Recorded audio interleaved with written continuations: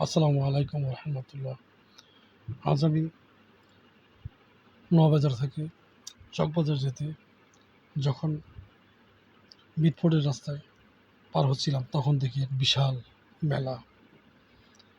পরে বুঝলাম আজকে শুক্রবার, হলিডে মেলা। বিভিন্ন ধরনের পণ্য সামগ্রী নিয়ে দোকানিরা বসে আছে এবং বিক্রি করছে। বিভিন্ন ধরনের মহিলারা এখানে ভিড় জমিয়েছে। আমি আসলে সামাজিক কারণে অনেকটা বিব্রত যাতে কাউকে না হতে হয় তার জন্য অত্যন্ত দৃষ্টিভঙ্গি ঠিক রেখে আমি ছবিগুলি তুললাম। আমার এই ফুটেজে কোনো প্রকার যাতে কোনো বিরক্তিকর কোনো চ্যালেঞ্জ বা কোনো ঝগড়া বিবাদ বা অনাকাঙ্ক্ষিত কোনো ঘটনা না ঘটে, যার জন্য আমি খুব সাবধানে এই ভিডিও করার আপ্রাণ চেষ্টা করেছি। যাই হোক, দোকানিরা অত্যন্ত ভদ্র মার্জিত ভাষায় তারা এই মাল বিক্রি করছে, সুন্দর ব্যবহার করছে।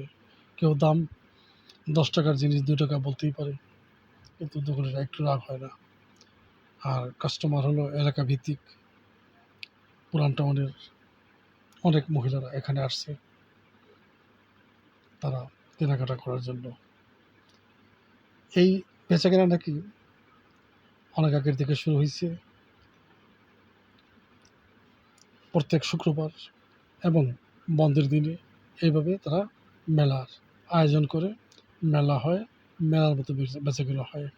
আর লোকেরা সাধারণ লোকেরা দূরে যে কোনো জিনিস কেনার থেকে কাছে থেকে কম পয়সায় ভালো জিনিস পাওয়ার একটা গ্যারান্টি আছে। দেখেন, মহিলারা ছোট ছোট বাচ্চা নিয়ে তারা হাঁটতেছে আর কেনাকাটা করতেছে। পণ্যের অভাব নেই, অনেক পণ্য একেবারে চকবাজার পর্যন্ত, অর্থাৎ মিটফোর্ড রোড থেকে চকবাজারের মেইন রাস্তা পর্যন্ত পণ্যের সয়লাভ। এখন দেখেন, মানুষ বেচাকেনা করে আশায়। কেউ টাকা দরকার, মাল পুরান হয়ে গেছে, বিক্রি হচ্ছে না, এগুলিকে ঘষা মাজা করে একটু পরিষ্কার পরিচ্ছন্ন করে ঝাড়ফুঁক করে নতুন মোড়কে নতুন আঙ্গিকে আবার উপস্থাপন করে বিক্রি করতে পারে। আবার এমন লোক আছে যারা অনেক টাকা দিয়ে কিনতে পারে না, তারা কম পয়সা কেনার জন্য এখান থেকেই কেনার চেষ্টা করছে। তো যাই হোক, মিটফোর্ট এবং চকবাজার এলাকা ব্যবসায়িক এলাকা, এখানে এ ধরনের পণ্য বেচাকেনা হবে, এটাই স্বাভাবিক। তবে এই ধরনের মেলার আয়োজন করা বা এইভাবে মেলার মতো বেচাকেনা করা সাধারণ কাস্টমারদের জন্য বিরাট সুবিধা। মেলায় সাধারণত 2 টাকা জিনিস 1.5 টাকা হলে বিক্রি করে। তার কারণ হলো, বিক্রি করার মূল উদ্দেশ্য যে জিনিস পুরনো হয়ে যাচ্ছে, এগুলো বিক্রি করে নতুন করে আবার কেনাকাটা করবে। এখন এই বেচাকেনার সবচেয়ে বিরাট সুবিধা হলো, যে সমস্ত ব্যবসায়ীদের বেচাকেনা নাই, তাদের পণ্য নিয়ে ঘরে বসে রয়েছে, তারা সাধারণত এই সমস্ত মাল বিক্রি করে নতুন করে মাল করবে, অথবা কিছু আর্ন করে নতুন মুনাফা যোগ করে এতে আরও কিছু মালামাল কিনতে পারবে। মালের একটা আছে, সার্কেল আছে।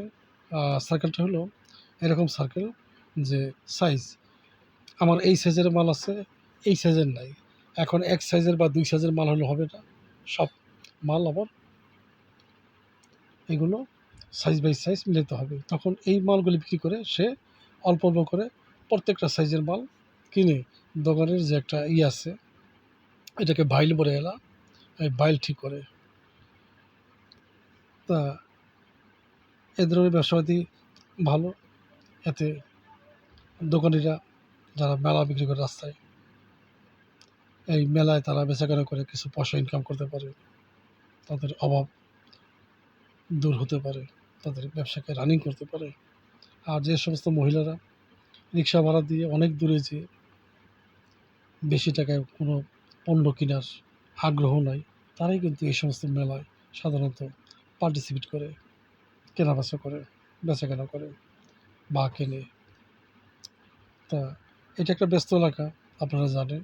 প্রত্যেক দিন এই এলাকায় মানুষ চলাচল করার মতো না, এত রিক্সা, এত গাড়ি ঘোড়া, এত মাল আনা নেওয়া হয় যে মিটফোর্ড এবং চকবাজারের এই রাস্তাটা চলাচলের জন্য অনুপযুক্ত, সাধারণত ভদ্রলোকদের জন্য।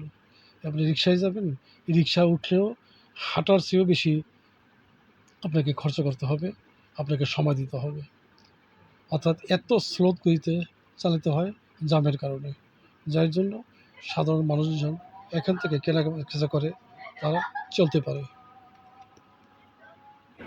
বিভিন্ন প্রকার পণ্য সম্ভার নিয়ে দোকানে বসছে, হাঁড়ি পাতিল থেকে আরম্ভ করে স্কুলের ব্যাগ থেকে আরম্ভ করে সব কিছু এখানে পাওয়া যায়।